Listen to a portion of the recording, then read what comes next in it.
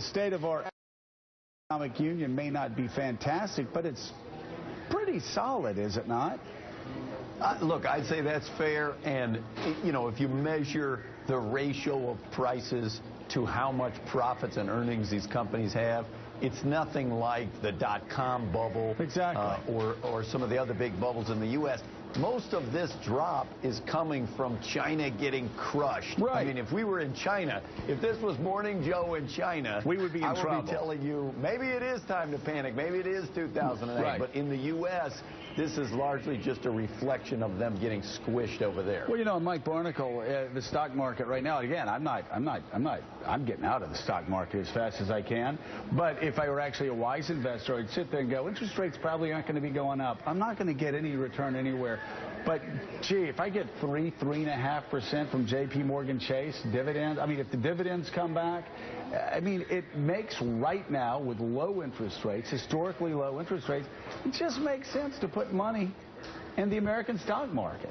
Oh, absolutely. If you have stocks today, as, you know, I do, not a lot of them, but, I mean, hold them, sit with them, see what happens. I mean, you're not going to be selling off today. But I want to know from Austin, what's your sense of the impact on global economics of China? You've got really a non-transparent economy, a non-transparent state with massive debt. And people in the stock market, who are these people in the stock market in China? And what does the massive debt do? What kind of an impact does it have on the global economy?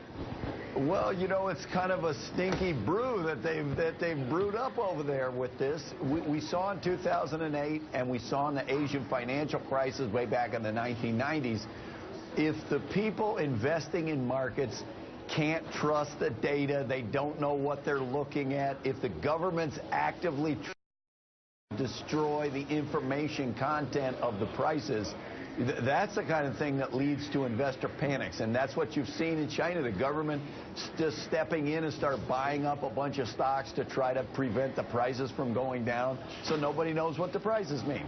I think the impact on the global economy is clearly going to be felt and has been felt already for anybody who's making commodities, anybody who produces oil. That does have a negative impact on us. If you look at the states where they're making oil, when the price of oil is this low, they're going to suffer a bit. But, you know, the overall impact is sum up and sum